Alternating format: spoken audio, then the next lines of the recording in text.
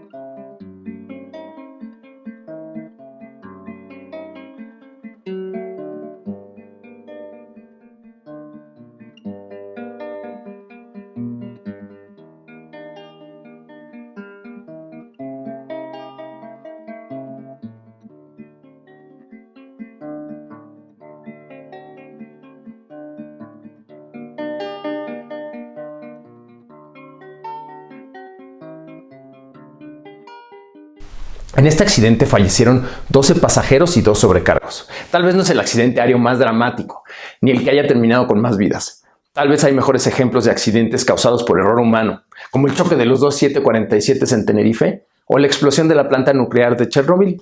Pero es un accidente que cambió la cultura organizacional de Delta y que podemos tomar muy bien como ejemplo para la finalidad de esta plática. Entonces vamos a analizar en los próximos minutos qué fue lo que sucedió en la cabina de pilotos antes del accidente. 1. La cabina estéril.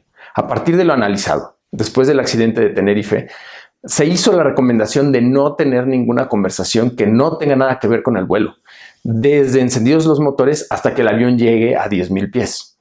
Esta era una recomendación y algunos pilotos la seguían, pero la mayoría de los pilotos no la seguían ese tiempo. En el caso de este vuelo, el 1141, el primer oficial se la pasó platicando sobre una gran cantidad de temas con el ingeniero de vuelo. Conversaciones en las que participaba muy poco el capitán, pero tampoco hizo nada por detenerlas. De pronto llegó el momento de hacer la lista de verificación, que fueron haciendo rápidamente, pero de pronto fueron interrumpidos por una sobrecargo, que entró a platicar a la cabina. Hablaron de múltiples temas, ninguno de ellos relacionados al vuelo. De pronto les autorizaron el despegue, por lo que rápidamente continuaron la lista de verificación, pero ahora de memoria. 2. Flaps 1515, verde.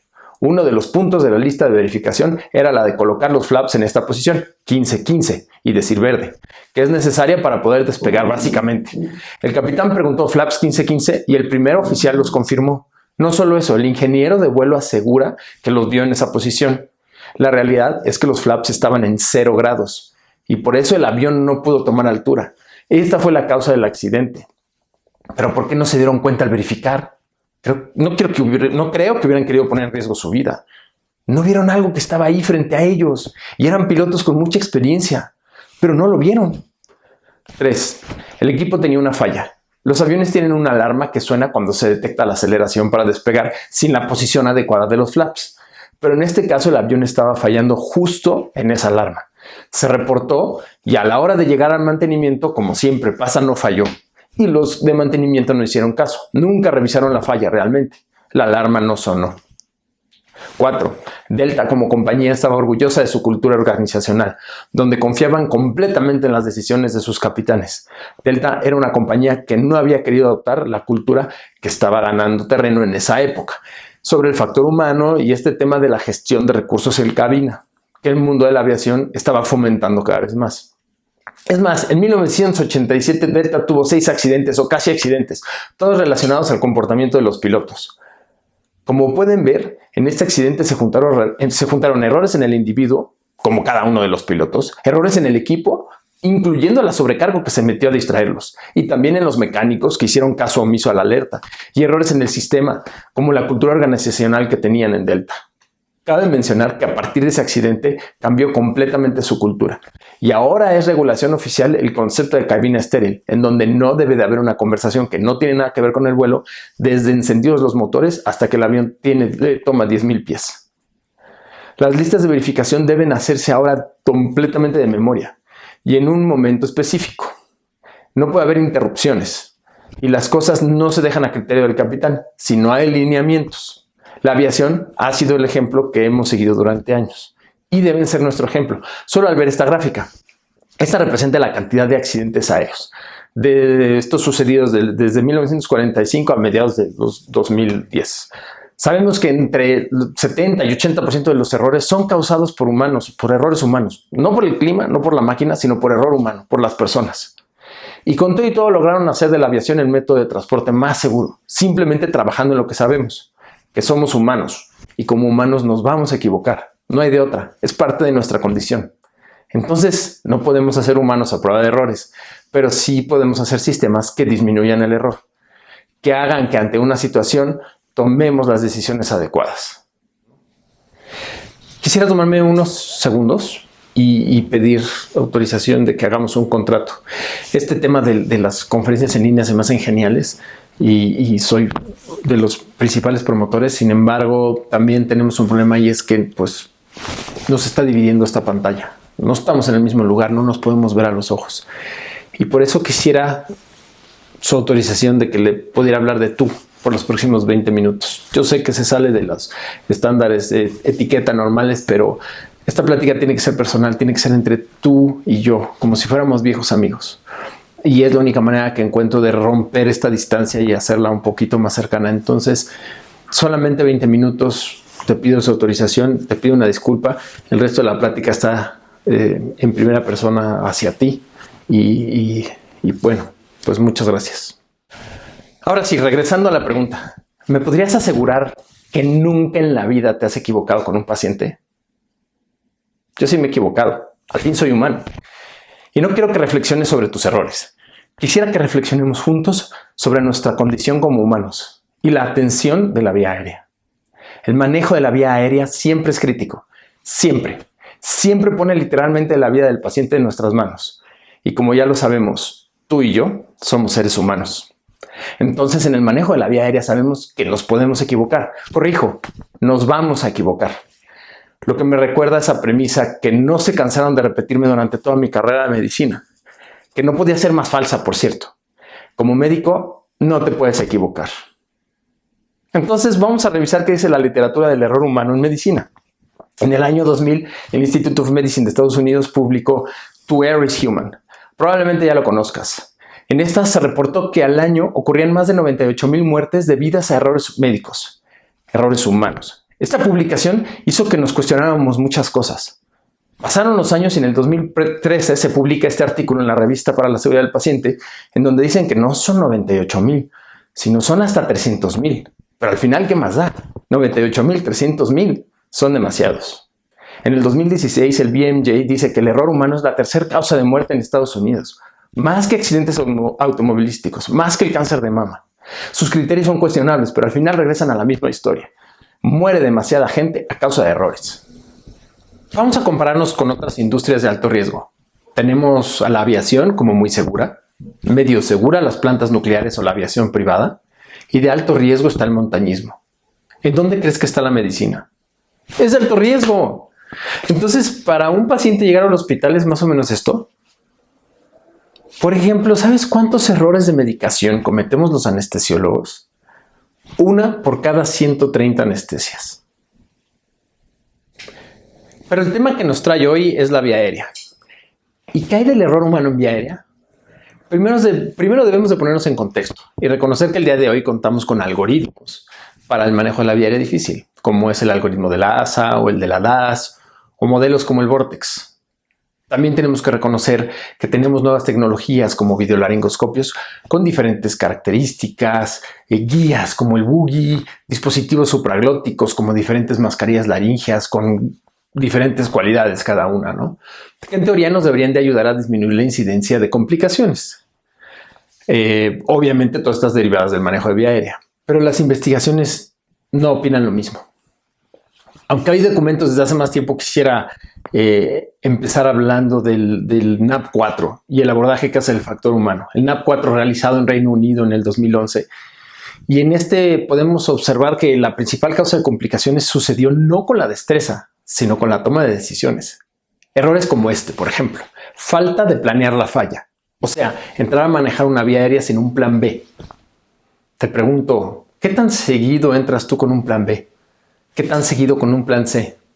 Otro error es no realizar intubación despierto en pacientes que tienen indicación de intubación despierto. Y estoy seguro que ambos hemos visto esta situación muchísimas veces. ¿Por qué no se realiza esta intubación en despierto? Pues puede tener muchísimas causas. Lo cierto es que es un error. Y vale la pena aquí hacer un paréntesis para hablar de cómo se mide una decisión. Y tal vez me dirás que obviamente se mide por sus resultados, pero en realidad no es el caso.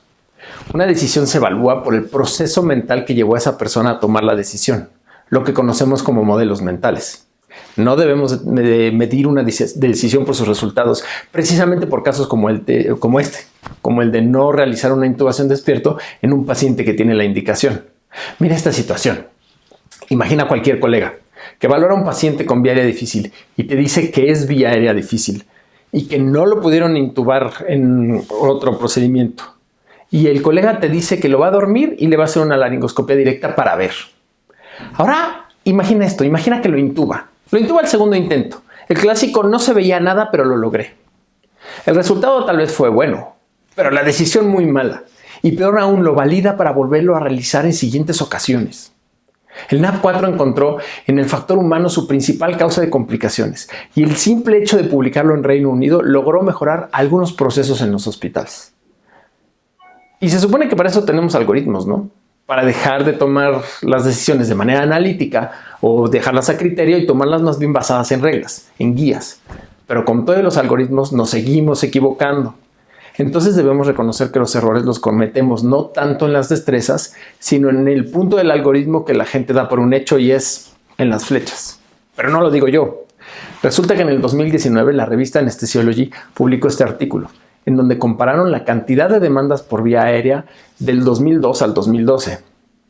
Y esta la compararon con la misma estadística famosa del 93 al 99, y de la cual se deriva el trabajo de los algoritmos, ¿no?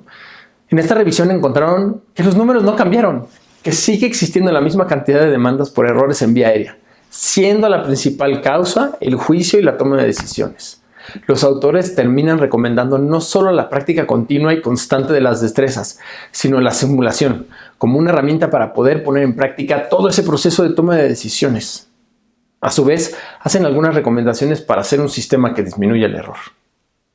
Este editorial de la revista canadiense resulta interesante porque vuelve a plantear el tema del factor humano en el manejo de la vía aérea. Habla de la importancia del liderazgo, de la comunicación y de la conciencia situacional. Tema que causa una gran cantidad de casos mal manejados en el mundo. Esto se está pareciendo un poco más a las recomendaciones que tenían las aerolíneas en los 80s, ¿no? ¿Será que nuestros sistemas se parecen al que tenía Delta? Acuérdate que Delta decía que confiaba completamente en las decisiones de sus capitanes. ¿Aquí estaremos confiando demasiado en las decisiones de los médicos? No me entiendas mal. No quiero decir que los hospitales no deben de confiar en nosotros. Es solo que debemos tomarnos en serio las recomendaciones sobre hacer sistemas que disminuyan el error. Pero si vamos a hablar entonces de errores, pienso que sería importante hacer un breve resumen de algunos tipos de errores que cometemos en el manejo de vía aérea. Para empezar, podemos catalogar al error por dónde se produce, y este puede ser ya sea en las personas o puede ser en el sistema. A su vez, en las personas se puede producir en individuos solos o bien en el equipo. Los errores en el sistema también se conocen como errores latentes, Estos están ahí, esperando a que se presente una situación en específica para presentarse. Un error en el sistema, por ejemplo, es tener un hospital sin mascarillas laringeas, o no tener un carro de paro o de vía aérea difícil, o no tener un protocolo establecido para el manejo de pacientes con vía aérea difícil reconocida. Un error en el equipo típico se presenta con el tema de comunicación inadecuada, como es no realizar circuitos de comunicación cerrados, o no expresar lo que pensamos. Errores en el individuo se pueden a su vez catalogar en lapsus, deslices y equivocaciones. Un lapsus sucede cuando decimos o escribimos algo sin que esa sea nuestra intención. Por ejemplo, indicar 7.5 miligramos de midazolam IV en lugar de ponerlo vía oral. Un desliz sucede al ejecutar una decisión correcta de una manera incorrecta. Ejemplo es querer administrar un medicamento, pero nos equivocamos y cargamos y administramos otro. La equivocación es un error de decisión. Es tomar la decisión incorrecta. Estos pueden suceder por muchas causas, como el estrés y su impacto en los procesos cognitivos. Otros son la fatiga, la falta de conocimientos, la falta de experiencia, las costumbres y normas del lugar, entre otros. Otro grupo de causales son los sesgos cognitivos. Ejemplos de sesgos cognitivos en el manejo de la vía aérea son el sesgo de superconfianza, ¿no? Yo soy muy bueno para intubar, yo soy el mejor para intubar. Si no lo pudieron intubar ellos, no los juzgo, pero yo sí voy a poder. O el sesgo de resultado. El objetivo es intubar, cuando ese no es el objetivo, es ventilar adecuadamente. Otro sesgo es el error de omisión. Yo no sé hacer una vía aérea quirúrgica, por lo tanto tengo que seguir intentando con laringoscopías. El error de fijación es un concepto súper interesante que vemos muy seguido en los casos simulados. Nos obsesionamos con lograr el objetivo de la misma forma. Ahorita puedo. Un intento más. A ver, otro intento. U otro sesgo es la normalización de las desviaciones. Es ese terrible error que tenemos a todos los niveles, ¿no? Individuos, equipos y sistemas. Y es hacer cosas de una forma equivocada porque así lo hemos hecho siempre. Es hacer normal algo que no lo es. Es no contar con el equipo adecuado en los hospitales. Es no seguir los algoritmos porque nunca lo hemos hecho. ¿Te suena conocido? ¿Lo has visto en algún lugar? En muchas ocasiones todos estos errores y sesgos están además potencializados por pérdida de conciencia situacional. Este concepto que viene del ejército y que nos habla de saber lo que pasa para entender lo que hay que hacer. Es saber dónde estamos parados. Como este ejemplo, el puma y el cazador, ¿no? La conciencia situacional tiene 3 etapas. La percepción, que significa identificar, o sea, en vía aérea el mejor ejemplo es el de identificar valores predictivos. La comprensión, que significa entender que esos valores predictivos pueden hacer que me cueste trabajo intubar. Y la proyección, que nos habla de un plan de acción. Si veo que la distancia entre el mentón y el cartílago tiroides es corta, comprendo que puede manifestarse en una laringe muy anterior a la laringoscopia directa. Y por lo tanto puede ser que no lo pueda intubar por este método. Pero el tema es un poco más complejo, como podemos ver aquí en el famoso modelo de Hensley. Una vez que pasamos por la percepción, la comprensión y la proyección, tenemos que tomar la decisión y luego ejecutar esa decisión. Y todos estos puntos pueden estar influenciados por diferentes factores. Y bueno, pues son momentos en donde podemos equivocarnos porque somos humanos y los humanos cometemos errores. Pero bueno, esto puede hacerse sumamente complejo y no es el objetivo de esta conversación. Quiero volver a llevar nuestra atención a la aviación. En 1993, un señor llamado Gordon DuPont, en Canadá, describió lo que se conoce como The Dirty Dozen en inglés, ¿no? Alusión a la película de 1967. Y son las 12 causas más frecuentes de errores humanos. Y aunque una publicación de ese mismo año describe más de 300 causas, estas 12 han funcionado en muchas industrias para tener una base de donde partir. Los 12 errores más frecuentes son la falta de comunicación, la distracción, la falta de recursos, el estrés, la complacencia, la falta de trabajo en equipo, la presión, la falta de percepción o falta de conciencia situacional, falta de conocimiento, fatiga, falta de asertividad y las normas. ¿Cuáles serán en tu hospital las 12 causas más frecuentes de errores? Yo asumo que sin duda serán algunas de estas, pero en realidad es muy difícil conocer las causas reales porque no tenemos la cultura de comunicar nuestros errores. Entonces ya vimos lo importante que es trabajar en el factor humano en medicina y dentro de esta en el manejo de la vía aérea. Vimos que sí es relevante y que sin esto tal vez no sirva de mucho sabernos de memoria los algoritmos o saber intubar con fibroscopio.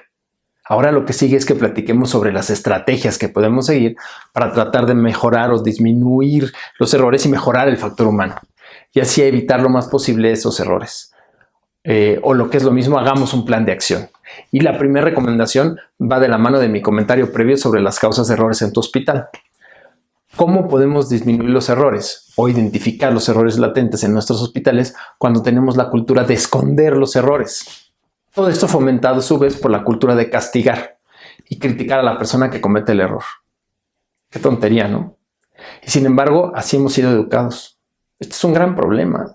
Necesitamos cambiar una cultura de seguridad, y esa cultura de seguridad fomenta que la gente que cometa un error lo comparta y que en equipo se analice. Mira esta palabra que dije, ¿eh? No dije se juzga, se analice. Una vez analizado, se identifiquen las causas para después trabajar en ellas a cada nivel. La cultura de la seguridad debe de ir de la mano de una cultura justa.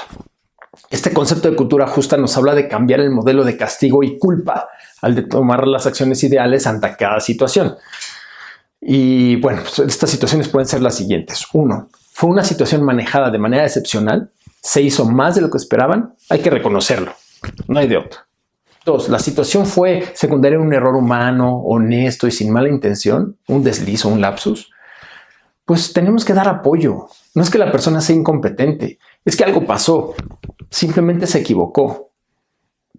A su vez, al dar apoyo fomentamos que la gente comunique sus errores y por lo tanto podemos identificar que un ejemplo sería que las ampolletas son similares o que debemos de tener etiquetas diferentes, no lo sé. Podemos hacer sistemas que disminuyan ese error. 3. La situación se genera de una conducta riesgosa, pero el riesgo se cree insignificante o justificado. Bueno, hay que capacitar y dar coaching. Los adultos aprendemos del error, lo conocido como aprendizaje vivencial o por experiencias. Y si cometemos un error de este tipo, estamos más receptivos a conocer del tema y por lo tanto la capacitación y el coaching en estos casos es de mucha utilidad. Ojo, esta capacitación no se debe manejar como un castigo. Por último, ¿es una conducta irresponsable y temeraria? Esta se debe sancionar. Estos casos son los que no debemos de permitir. Buscar el beneficio propio y poniendo el riesgo al paciente no se debe permitir. Todas estas acciones parten de un saber o no saber. Y por lo tanto, si queremos disminuir el error humano, tenemos que capacitarnos y asegurarnos que nuestros equipos están capacitados, saber que saben. Tomar cursos, talleres, hacer simulaciones, revisiones. Constantemente debemos repasar lo que debemos hacer ante una área difícil. Recordar que debemos integrar a la simulación como parte de estas capacitaciones, ya que es la única forma de integrar conocimientos, habilidades y actitudes. La simulación ha probado ser una herramienta poderosísima en el aprendizaje. Y sobre todo, es importante tener en consideración que no necesitamos un maniquí muy caro, de mucha complejidad, para poder hacer simulación en vía aérea. Nosotros hemos realizado simulaciones de muy alta fidelidad solamente con una cabeza de intubación montado en un escenario que es realista y con objetivos de aprendizaje claros, ¿no? Pero no necesitamos algo muy caro. Y es la única manera de poder practicar las habilidades no solamente técnicas, sino las no técnicas también. Estas habilidades no técnicas son la clave para el entrenamiento en factor humano. Existen diferentes modelos de habilidades no técnicas como los ANTS, el Team Steps o el CRM. Todas son similares. Al final, lo importante es hacer simulaciones que trabajen estos conceptos, ya que del simulador se van a transferir a la clínica con buenos resultados. Un ejemplo de estos buenos resultados está en el artículo de Herkens y colaboradores, en una terapia intensiva postquirúrgica. Ellos tomaron 3 años para realizar este estudio. En el primer año midieron las complicaciones, el paro cardíaco y el éxito del RCP. Capacitaron a su personal en el segundo año en factor humano mediante los conceptos del CRM, que en español se traduce como manejo de recursos en crisis. El tercer año siguieron con un modelo de educación continua, pero volvieron a medir. Y vean el impacto que tuvo. Ve el impacto que tuvo. El éxito del RCP simplemente subió del 19 al 67% y los paros cardíacos pasaron de 9.2 por cada 1000 casos a 3.5 por cada 1000 casos. Otro concepto sumamente interesante es el del debriefing. Entiendo que es un anglicismo, pero han habido un par de consensos latinoamericanos, además de la traducción oficial del diccionario de simulación de la SSH, en donde se acepta la palabra para su uso en castellano, ya que no se ha encontrado una que lo define exactamente. El debriefing es una conversación guiada por un facilitador, en donde todo el equipo involucrado en un evento revela sus modelos mentales, con la idea de mejorar futuras prácticas. ¿Eso qué quiere decir? Que después de algún evento crítico, algún accidente o casi accidente, cualquier situación que consideremos importante, debemos de juntarnos todos, incluyendo enfermería, por favor, y hablar abierta y honestamente de lo sucedido. Es el primer punto hacia una cultura de la seguridad. Por último, en ese plan de acción debemos recordar que no podemos hacer humanos a prueba de errores, pero sí sistemas que disminuyan el error. El factor humano es precisamente eso, es entender que como humanos nos vamos a equivocar y por lo tanto debemos hacer más fácil el camino a las buenas prácticas y a disminuir esos errores. Para esto es importante implementar protocolos y guías de práctica clínica a seguir en nuestros hospitales de manera formal. Un ejemplo sería: cada vez que hay un paciente con predictores de vía aérea difícil, tienen que entrar 2 anestesiólogos de entrada, o los intensivistas o quienes vayan a manejarlo, ¿no? Vamos a tener el carro de vía aérea difícil y vamos a platicar antes de la inducción el plan A, plan B y plan C. Otro ejemplo sería: si pienso que lo debo intubar con videolaringoscopio, entonces debo de tener en la sala todo el equipo para manejo de vía aérea difícil, no solo el videolaringoscopio. Si tenemos protocolos oficiales de los cuales no nos salimos, podremos disminuir la incidencia de errores. Bien, ya hablamos de los errores en medicina y en el manejo de vía aérea. Ya nos comparamos con otras industrias como la aviación y ya tenemos algunas cosas que podemos hacer para mejorar el factor humano en la vía aérea. Ahora viene la reflexión. ¿Qué vas a hacer? ¿Qué vas a cambiar? Si esta plática no te motivó a realizar un cambio en tu práctica, te pido una disculpa por haberte hecho perder el tiempo. Pero no quisiera que ese sea el caso. Por favor, haz una reflexión que genere un cambio en torno al factor humano. Si eres jefe de servicio o estás en una posición de poder, es el momento de liderar y hacer ese cambio en la cultura. Si no estás en posiciones de poder, pues puedes empezar poniendo el ejemplo. Si eres residente, te pido que reflexiones sobre los cambios que tú puedes ayudar a generar. La cosa es que no podemos quedarnos así. Saber que algo está mal y aún así seguir trabajando como si nada es un concepto que ya hablamos y que se llama normalizar una desviación. Es saber que existen errores en el sistema y no hacer ningún cambio. Es seguir trabajando de la misma forma porque así lo hemos hecho siempre. La explosión del Challenger es un lamentable ejemplo de esto. Dato interesante: la estadística que tenemos en medicina de errores en Estados Unidos es equivalente a 38 explosiones del Challenger diario. O sea, muere esa cantidad de gente. Hay un concepto sobre comunicación humana publicado por Elizabeth Noel Newman que se llama la espiral del silencio y que en resumen explica cómo nuestro deseo de pertenecer a un grupo es tan fuerte que en ocasiones podemos no decir lo que pensamos con tal de que no nos juzguen o nos excluyan del grupo. Eso quiere decir que solo expresamos nuestras opiniones cuando nos sentimos seguros. ¿Vas a seguir en silencio?